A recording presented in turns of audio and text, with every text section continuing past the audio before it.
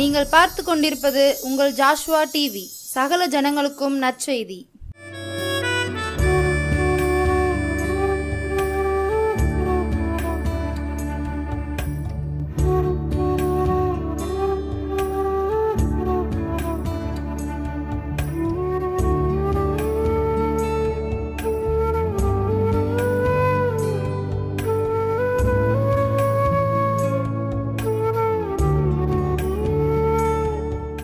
ஹல்லேலூயா.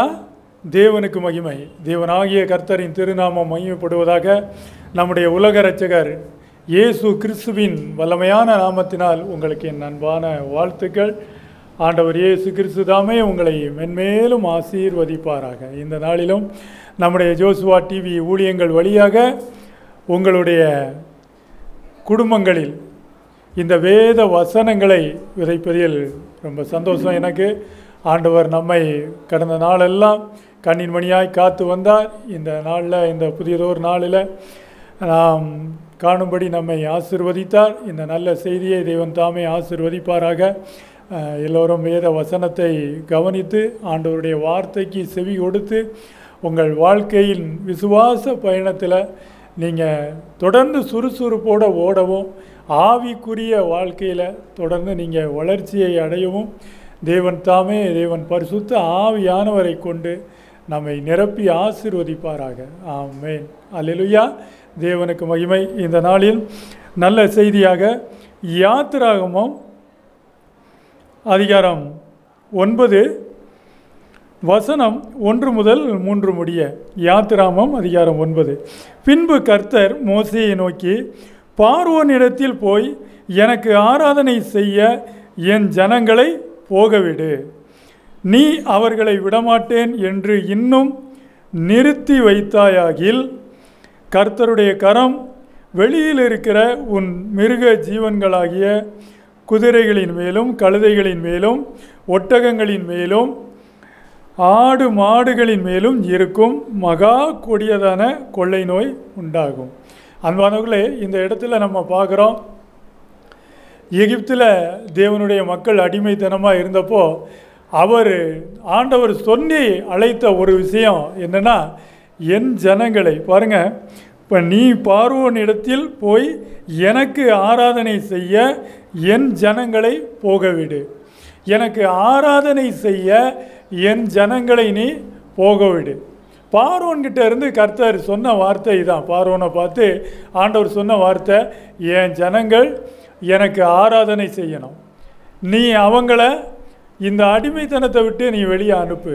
அவங்க விடுதலையோடு எனக்கு ஆராதனையை அவங்க ஏறெடுக்கணும். எனக்கு ஆராதனை செய்கிற ஜனங்க இவங்களை நீ விடுதலை செய்யணும். இவங்க எனக்கு ஆராதனை நடத்தணும் அப்படின்னு ஆண்டவர் சொன்னார். அன்பானவர்களே, ஆராதனை, தேவ ஆராதனை என்பது நம்ம வாழ்க்கையில் ரொம்ப ரொம்ப முக்கியமான ஒரு பகுதி. அது ஆண்டவருடைய ஆராதனை நேரங்களில் நம்ம அந்த ஆராதனைகளில் கண்டிப்பாக நம்ம கலந்துக்கணும். ஏன்னா ஆராதனைக்குள்ளே நம்ம வர்றதுக்கும் நாம் வராமல் அதை தவிர்க்கிறதுக்கும் பார்த்திங்கன்னா நம்மளுடைய ஆத்தும நிலையில், மனநிலையில் நிறைய வித்தியாசங்கள், மாற்றங்கள் இருக்கும் நம்ம வாழ்க்கையில். நீங்கள் கவனிக்கணும். அதாவது ஆராதனை, தேவனுக்கு ஆராதனை செய்யும்போது நல்ல ஒரு விடுதலையான மனசு கிடைக்கும். நல்ல ஆத்மாவில் ஒரு சந்தோஷம் இருக்கும், மனசில் ஒரு திருப்தி இருக்கும். தேவ ஆராதனை என்பது நமக்கு ரொம்ப முக்கியம். நம்ம கிறிஸ்துவ வாழ்க்கையில் ஆண்டவர் பாருங்கள், யாத்திராமத்தில் முதல்ல அடிமைத்தனத்திலிருந்து மக்களை விடுவிக்கும் போதே என் ஜனங்களை எனக்கு ஆராதனை செய்ய நீ அனுப்பு. இதுதான் ஆண்டவர் சொன்னார். அப்போ இந்த ஆராதனையை நாம் நல்லபடியாக புரிஞ்சிக்கணும். அதுக்கு கொடுக்க வேண்டிய கனத்தை கொடுக்கணும். அந்த நேரத்துக்கு நாம் எந்த வேலையும் செய்யாமல் அந்த ஆராதனை வேளையில் நம்ம தேவனை ஆராதிக்கிறதுக்கு நாம் வழக்கமாக எந்த ஸ்தலத்தில் போய் ஆராதிக்கிறோமோ அந்த ஸ்தலத்துக்கு போய், அந்த சபைக்கு போய் அங்கே தேவ மக்களோடு கூட நம்முடைய விடுதலையோடு கைகளை உயர்த்தி ஆண்டவருக்கு நன்றியை செலுத்தி துதித்து பாடி அவர் ஆராதிக்கும் போது பார்த்திங்கன்னா உங்கள் வாழ்க்கையில் எந்த குறையும் இல்லாமல் ஆண்டவர் உங்களை ஆசீர்வதிப்பார். அல்லேலூயா. ஆமென். அன்பானவர்களே, தேவனுக்கு நீங்கள் நன்றியை சொல்ல தேவனை துதிக்க தேவ ஆராதனையில் நீங்கள் கலந்து கொள்ளும் போது பார்த்தீங்கன்னா தேவன் உங்களை மேலும் ஆசீர்வதிக்க போதுமானவராக இருக்கார். ஏன்னா உங்களுடைய ஆசீர்வாதங்கள் எல்லாம் தேவ ஆராதனை வழியாகவே உங்களுக்கு வந்து அடைகிறது என்பதை நீங்கள் யாருமே மறக்காதீங்க. ஏன்னா உங்களுடைய குடும்ப ஆசீர்வாதம் எல்லாம் தேவனுக்கு ஆராதனை செய்கிறோம் பாருங்க, அந்த ஆராதனையில் இருந்து தான் நம்ம குடும்பத்துக்கு ஒரு நல்ல வாழ்க்கை, குடும்பத்தில் ஒரு அமைதி, குடும்பத்தில் ஒரு சந்தோஷம், குடும்பத்தில் ஒரு செழிப்பு, குடும்பத்துக்கு எதிராக வர்றதான இவ்வுலக காரியங்கள், பகைகள், விரோதங்கள், இது எல்லாத்திலும் இருந்து, ஆபத்தில் இருந்து, எல்லா காரியத்தில் இருந்து, உலக அசுத்தங்களில் இருந்து, எல்லா பிசாசின் பிடியில் இருந்து, இவ்வுலக ஆவியில் இருந்து, பொறாமையுள்ள மனுஷங்களுடைய கண்களில் இருந்து, எல்லாத்திலும் இருந்து உங்களுக்கு ஒரு பாதுகாப்பும், உங்களுக்கு ஒரு சஞ்சலம் வேதனை நீங்கிய ஒரு சந்தோஷமான சமாதான ஆசீர்வாதமும் உங்களுக்கு தேவ ஆராதனை வழியாக தான் உங்களுக்கு கிடைக்கும். ஆண்டவரை விடுதலையோடு நம்ம ஆராதிக்கணும். ஆண்டவர் சொன்ன வார்த்தையே தான், நீ ஏன் ஜனங்களை எனக்கு ஆராதனை செய்ய நீ விடுதலை செய்யணும். இதை தான் ஆண்டவர் சொன்னார். அல்லேலூயா. அன்பானவர்களே, அந்த ஜனங்களை எப்படி அவர் விடுதலை பண்ணி கொண்டு வந்தார்னு நம்ம பார்க்குறோம். அந்த மக்கள் எப்படி தேவன் சொன்ன மாதிரியே ஆராதனை அந்த மலையில் எப்படி ஆராதிச்சாங்கன்றதையும் நம்ம பார்க்குறோம். அன்பானவர்களே, தேவன் பாருங்கள், நம்மளை கொண்டு ஒரு காரியம் என்னென்னா, இந்த ஜனங்களை எனக்கென்று ஏற்படுத்தினேன், இவர்கள் என் துதியை சொல்லி வருவார்கள். பரிசுத்த ஆவி உங்கள் இடத்தில் வரும்போது நீங்கள் உலகமெங்கு எனக்கு சாட்சியாக இருப்பீங்கன்னாரு. அதனால் தேவ ஆராதனைகளை நம்ம எந்த காரணம் சொல்லியும் என்ன செய்யக்கூடாது, தவிர்க்கவே கூடாது. தேவ ஆராதனையை நீங்கள் தவிர்க்கிறீங்க, அதுக்கு நேரம் ஒதுக்காமல் வேறு உலக காரியத்துக்கு நீங்கள் நேரம் ஒதுக்கிட்டு போகிறீங்க அப்படின்னா கண்டிப்பாக அதில் உங்களுக்கு நஷ்டம்தான் இருக்கும், லாபம் இருக்காது. கர்த்தருக்கு முதலிடம், உன் தேவனாகிய கர்த்தருக்கு நீ முதலிடம் கொடுக்கணும். கர்த்தரை நீ கனம் பண்ணணும். கர்த்தருக்கு தான் வாழ்க்கையில் முதலிடம் கொடுக்கணும். உன் தேவனாகிய கர்த்தர் தான் உன் தொழிலை ஆசீர்வதிக்கிறவர். உன் தேவனாகிய கர்த்தர் தான் உன் குடும்பத்தை ஆசீர்வதிக்கிறவர். உன் தேவனாகிய கர்த்தர் தான் உனக்கு மன நிம்மதியை தருகிறவர். உன் தேவனாகிய கர்த்தர் தான் பிசாசின் பிடியிலிருந்து உன்னை விலக்குகிறவர். உன் தேவனாகிய கர்த்தர் தான் இந்த உலக பிரச்சனைகளில் இருந்து உன்னை பாதுகாக்கிறவர். அன்பானவர்களே, இந்த காரியங்கள், இந்த ஆசீர்வாதங்கள் எல்லாமே நமக்கு தேவனை ஆராதிக்கிற அந்த ஆராதனையிலிருந்து நமக்கு ஜெயமாய் கிடைக்கப்பெறுகிறது. அல்லேலூயா. அன்பானவர்களே, அதனால் தேவ ஆராதனை, தேவனை ஆராதிக்கிறோம் அப்படின்னா நம்ம ரொம்ப சந்தோஷமாக இருக்கணும். ஆண்டவரை ஆராதிக்கிற போகிறோம் அப்படின்னா நம்ம மனசில் உற்சாகம் இருக்கணும், ஆவியில் உற்சாகம் இருக்கணும், சோர்வு இருக்கக்கூடாது, இந்த உலக கவலை இருக்கக்கூடாது. அந்த நேரத்தில் நம்ம ஆண்டவருடைய சமூகத்தில் வந்து விடுதலையோடு ஆண்ட கைகளை உயர்த்தி தேவனுக்கு ஆராதனையை ஏறெடுக்கும்போது, அவரை நோக்கி பாடும்போது, துதிக்கும்போது, ஜெபிக்கும்போது, தேவ வார்த்தைகளை தேவ சபையில் கேட்கும்போது உங்கள் குடும்பம் ஆசீர்வாதமாக இருக்கும். அல்லேலூயா. நீங்கள் இதை புறம்பே தள்ளிட்டு ஆராதனைகளை நீங்கள் அசட்டை செஞ்சுட்டு உலக வேலைக்கு நீங்கள் போனீங்க அப்படின்னு சொன்னால் அன்பானவர்களே, உங்கள் வாழ்க்கை பரிதவிக்கக்கூடியத நிலைமையில் இருக்கும். ஏன்னா ஆண்டவர் உங்களை ஜீவனோடு வைத்திருப்பதற்கு, ஆண்டவருடைய நாமம் மகிமைப்படுவதற்காக தான் தேவனுடைய ஆராதனைக்கு நீங்கள் வரணும். தேவ சபைகளை நீங்கள் மதிக்கணும், தேவ ஆராதனைகளை நீங்கள் மதிக்கணும், தேவனுக்கு தேவ வணக்கத்தை நீங்கள் மதிக்கணும், கர்த்தருக்கு பயப்படணும், கர்த்தருக்கு பயந்து பரிசுத்த அலங்காரத்துடனே அவரை தொழுது கொள்ளணும். அன்பானவர்களே, நல்ல நம்முடைய பரிசுத்த தெய்வத்துக்கு நாம் விடுதலையோடு ஆராதனை ஏறெடுக்க வேண்டாமா? நமக்காக பூமிக்கு வந்தார், நமக்காக சிலுவை சுமந்தார், நமக்காக ரத்தம் சிந்தினார், நமக்காக சிலுவையில் அடிக்கப்பட்டார், நமக்காக மரித்தார், நமக்காக உயிர் தெழுந்தார், நமக்காக பிதாவின் இடத்தில் பரிந்து பேசுகிறார்.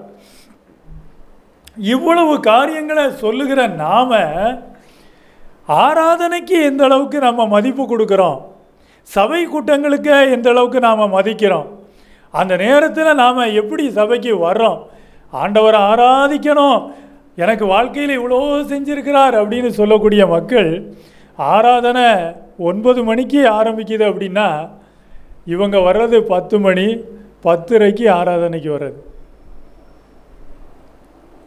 அன்பானவர்களே, ஒரு உலக மனிதனை நீங்கள் சந்திக்க போனீங்க அப்படின்னா அந்த மனிதன் அந்த ஆஃபீஸுக்கு வர்றதுக்கு முன்னாடியே நீங்கள் அங்கே போய் நிற்கிறீங்க. இதான் உண்மை. நீங்கள் உங்களை நீங்களே ஆராய்ச்சி செஞ்சு பாருங்கள். ஒரு உலக மனிதன் ஏதாவது ஒரு வேலை காரியமாக நீங்கள் யாரையாவது பார்க்க போனாலோ, எங்கேயாவது ஒரு ஆஃபீஸ் ஒர்க்கு நீங்கள் போனாலோ என்ன செய்றீங்க, அவங்க அங்கே அந்த ஆஃபீஸர் அங்கே வர்றதுக்கு முன்னாடியே நீங்கள் அங்கே போய் வரிசையில் நிற்கிறீங்க. ஒரு உலக காரியத்துக்கு அவ்வளோ தூரம் முக்கியப்படுத்துகிற நீங்கள் தேவ ஆராதனை 9 மணிக்கு ஆராதனைன்னு சொன்னால் நீங்கள் 8:30க்கெல்லாம் 8:30க்கெல்லாம் அந்த இடத்துல நிற்க வேண்டாமா? 9 மணி தேவ ஆராதனைக்கு 10:30க்கு வர்றதும் 10:45க்கு வர்றதும் இன்னும் இன்னும் 11 மணிக்கு வர்றதும். அன்பானவர்களே, இதெல்லாம் நம்ம தேவனை கனப்படுத்துகிறோம் அப்படின்னு சொல்கிறதுல அதில் அடையாளம் இல்லையே. ஆராதனையை நான் மதிக்கிறேன் அப்படின்றதுல அந்த அடையாளம் உடஞ்சி போச்சே. தேவனுக்கு நான் பயப்படுறேன் அப்படின்னு நீங்கள் சொல்கிற அந்த பயம் அங்கே உடஞ்சி போச்சே. ஆராதனைக்கு அலட்சியமாக தானே வரக்கூடியதான செயல்களை இன்றைக்கி நிறைய விசுவாச குடும்பத்தாரில் நம்ம பார்க்குறோம். அன்பானவர்களே, ஆராதனைக்கு முன்னாடியே வந்துடுங்க. அந்த குறித்த நேரத்தில் எந்த நேரம் உங்களுடைய சபை ஆராதனை குறிக்கப்பட்டிருக்கோ அந்த நேரத்தில் நீங்கள் வர்றதில்லை. அந்த நேரத்துக்கு ஒரு 15 நிமிஷம் 30 நிமிஷத்துக்கு முன்னாடியே அந்த ஸ்தலத்தில் வந்து நீங்கள் நில்லுங்க. அல்லேலூயா. அன்பானவர்களே, அதை தான் தேவன் பார்க்கிறார். ஆராதனையை தேவன் பார்க்கிறார்னு சொல்லுற நீங்கள் 9 மணி ஆராதனைக்கு எப்படி நீங்கள் 10:30க்கு வர்றதும் 11 மணிக்கு வர்றதும் எப்படி நீங்கள் வர முடியும்? அப்போ நீங்கள் ஆராதனையை எந்த அளவுக்கு மதிக்கிறீங்க? ஒரு உலக மனிதனை பார்க்குற அளவிலும் ஒரு உலக மனிதனை சந்திக்கிற ஒரு கனத்தையும் நீங்கள் ஆராதனைக்கு கொடுக்குற நேரத்தையும் நீங்கள் கொஞ்சம் பாருங்கள். ஒரு உலக வேலையாக போகும்போது அங்கே போய் காத்து நிற்கிறோம் முன்னாடியே. ஆனால் தேவனை ஆராதிக்க, இயேசு கிறிஸ்துவுக்கு ஆராதனை ஏறெடுக்க எப்படி போய் நிற்கிறோம்? அன்பானவர்களே, நல்லா கவனிங்க. ஆண்டவர் சொன்னார், என் ஜனங்களை நீ அனுப்பு, அவங்க எனக்கு ஆராதனை செய்யணும்.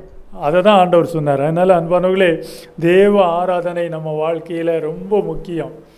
அது பழைய ஏற்பாட்டு காலங்களாக இருந்தாலும் புதிய ஏற்பாட்டு காலங்களாக இருந்தாலும் பவுல் சொன்ன மாதிரி எபிரேயர் 10:25 சபை கூடி வருதலை நீங்கள் என்ன செய்யக்கூடாது?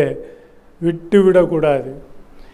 யாராவது சபைக்கு வரலன்னா நீங்கள் என்ன செய்யணும்? புத்தி சொல்லணும். அவங்களுக்கு தேவ ஆராதனைக்கு வரல அப்படின்னா அவங்கள நீங்கள் புத்தி சொல்லி அந்த தேவ ஆராதனைக்கு அழைச்சிட்டு வரணும். அநேகர் சபை கூடி வருதலை தேவ ஆராதனையை விட்டு விலகுவது போல அதை அசட்டை செய்கிற மாதிரி நீங்களும் அப்படி நடந்துக்காதீங்க அப்படின்னு பவுல் புத்திமதி சொன்னார். அன்பானவர்களே, இன்றைக்கி நாமளும் என்ன செய்யணும்? ஆராதனைக்கு தேவ ஆராதனைக்கு வராதவங்களை தேவ ஆராதனைக்கு வாங்கன்னு சொல்லி அழைச்சிட்டு வாங்க. ஏன்னா ஆராதனை வழிதான் உங்கள் ஆசீர்வாதம். அல்லேலூயா. ஆமென். அன்பானவர்களே, தேவனாகிய கர்த்தருக்கு நாம் பயப்படணும்.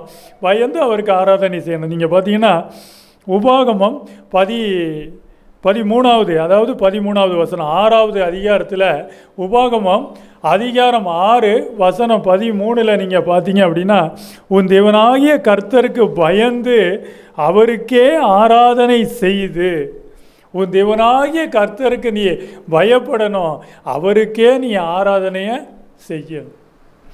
குறித்த நேரத்துக்கு சபை ஆராதனைக்குள்ள நம்ம வந்து நிற்கலாம் அப்படின்னாலே தேவனை குறித்த பயம் இல்லை என்பது தான் அர்த்தம். அல்லேலூயா. அன்பானவர்களே, குறித்த நேரத்தில் ஆராதனை ஆரம்பிக்கிறதுக்கு முன்னாடியே அந்த ஸ்தலத்தில் வந்து நிற்கலை அப்படின்னா தேவ பயம் இல்லைன்னு அர்த்தம். ஆராதனைக்கு கொடுக்க வேண்டிய கனத்தை நம்ம கொடுக்கலைன்னு அர்த்தம். ஆராதனையை நாம் ஏதோ ஒரு இடத்துல அசட்டை செய்கிறோன்றது உங்களுக்குள்ளே வெளிப்படுது. அன்பானவர்களை, விசுவாச குடும்பத்தார் எல்லாரும் தேவனுக்கு ஆராதனை செய்யும்போது சந்தோஷத்தோட தேவனுக்கு ஆராதனை நீங்கள் என்ன செய்யணும். சங்கீதம் 100 2வது வசனம் இவ்விதம் சொல்லுது. சங்கீதம் 100 2வது வசனம், மகிழ்ச்சியோடே கர்த்தருக்கு ஆராதனை செய்து ஆனந்த சத்தத்தோட அவர் சன்னதி முன் வாருங்கள். அல்லேலூயா. மகிழ்ச்சியுடனே கர்த்தருக்கு ஆராதனை செய்து ஆனந்த சத்தத்துடனே அவர் சன்னதி முன் வாருங்கள். எவ்வளவு அழகான அழைப்பு பாருங்க. கர்த்தருக்கு ஆராதனை செய்கிறதுக்கு எப்படி வரணுமா?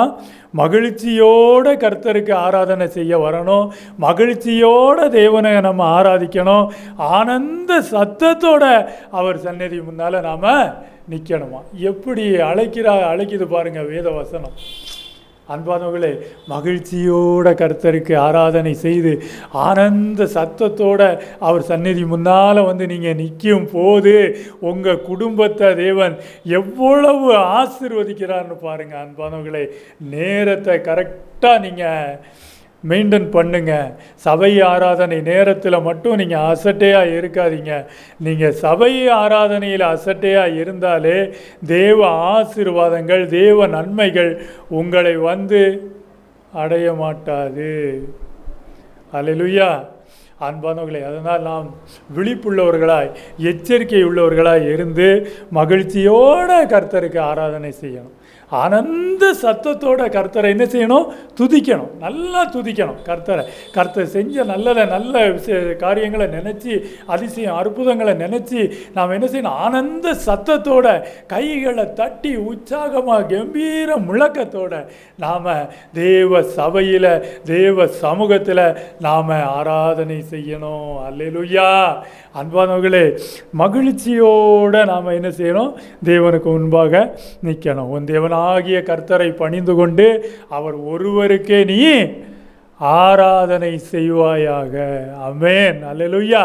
கர்த்தரை பணிந்து கொண்டு அவர் ஒருவருக்கே நீ ஆராதனை செய்வாயாக. கர்த்தருக்கு பயந்து நீ அவருக்கு ஆராதனை செய்வாயாக. ஆமென். அல்லேலூயா. அன்பானவர்களே, தேவனுடைய ஆராதனையை நாம் என்ன செய்யணும்னா ஆவியினால் தேவனை ஆராதிக்கணுமா? பாருங்கள், பிலிப்பியர் 3ஆம் அதிகாரம் 3வது வசனம், ஏனெனில் மாம்சத்தின் மேல் நம்பிக்கையாக இராமல் ஆவியினாலே தேவனுக்கு ஆராதனை செய்து கிறிஸ்து இயேசுவுக்குள் மேன்மை பாராட்டுகிற நாமே அப்படின்னு பவுல் சொல்கிறார். பாருங்கள், மாம்சத்தின் மேல் நம்பிக்கையாக இராமல் ஆவியினாலே தேவனுக்கு ஆராதனை செய்து கிறிஸ்து இயேசுவுக்குள் மேன்மை பாராட்டுங்கள். மாம்சத்தினால இல்லை, ஆவியினால். மாம்சத்தின் மேலே நம்பிக்கை வச்சு ஆராதிக்கிறதில்ல, ஆவியின் மேல் நம்பிக்கை வச்சு பலத்தினாலும் அல்ல, பராக்கிரமத்தினாலும் அல்ல, என்னுடைய ஆவியினாலே ஆகும்.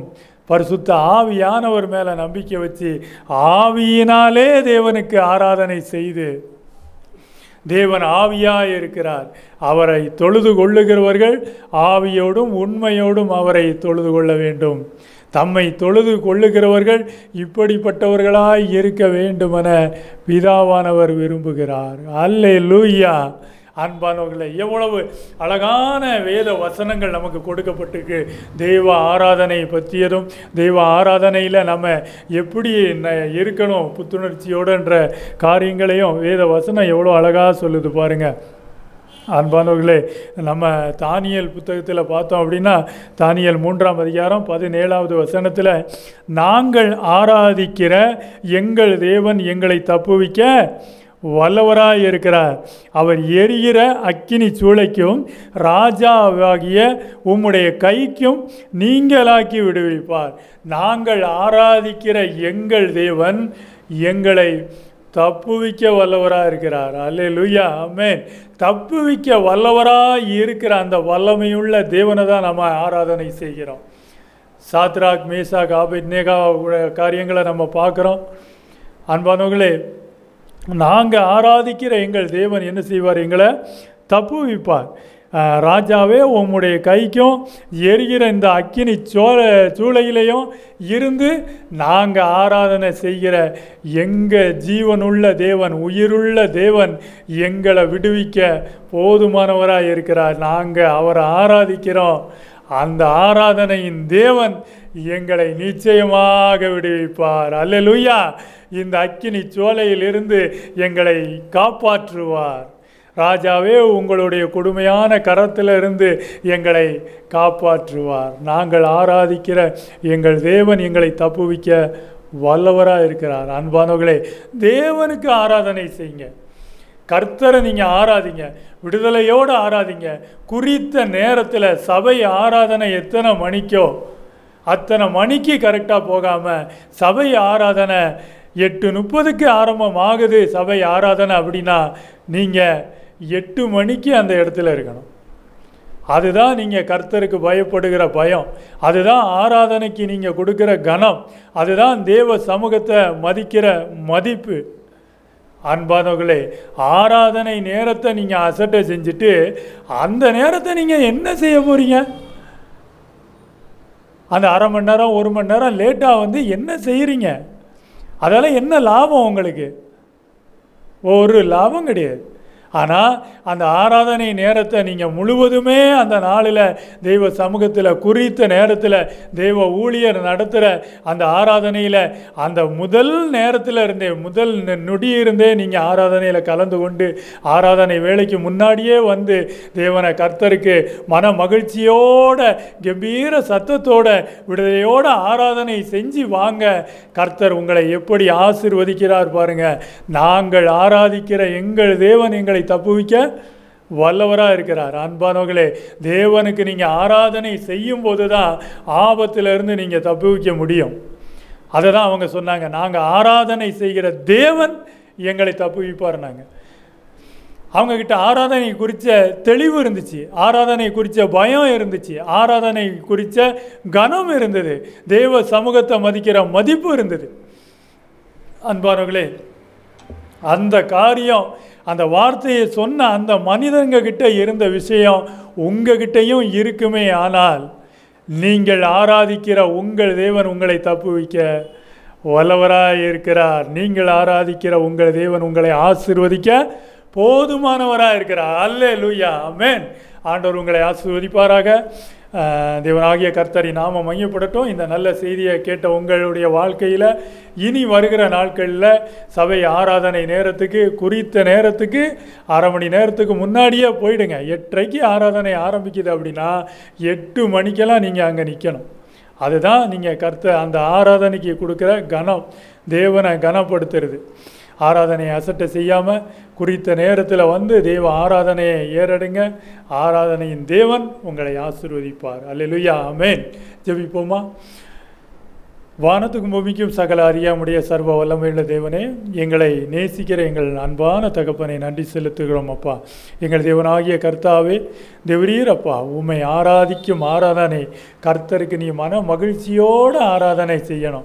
ஆனந்த சத்தத்தோடு அவர் சன்னதி முன்னால் நீ வந்து நிற்கணுன்ற வார்த்தையின்படியே கர்த்தாவே அப்பா, உன் தேவனாகிய கர்த்தரை பணிந்து கொண்டு அவர் ஒருவருக்கே நீ ஆராதனை செய்வாயாக என்ற வார்த்தையின்படியே கர்த்தாவே அப்பா, வருகிற ஒவ்வொரு நாட்களிலும் விசுவாச குடும்பத்தார் யாவரும் கர்த்தாவே அப்பா, ஆராதனை நேரத்தை அசட்டை செய்யாமல் கர்த்தாவே அப்பா, ஆராதனை நேரத்துக்கு குறித்த நேரத்துக்கு முன்கூட்டியே அந்த ஸ்தலத்தில் வந்து நின்று தேவ ஆராதனையை ஏறெடுக்க என் தேவனாகிய கர்த்தாவே, இவர்கள் இருதயங்களை இயேசுவின் நாமத்தில் ஆசீர்வதிக்கிறப்பா.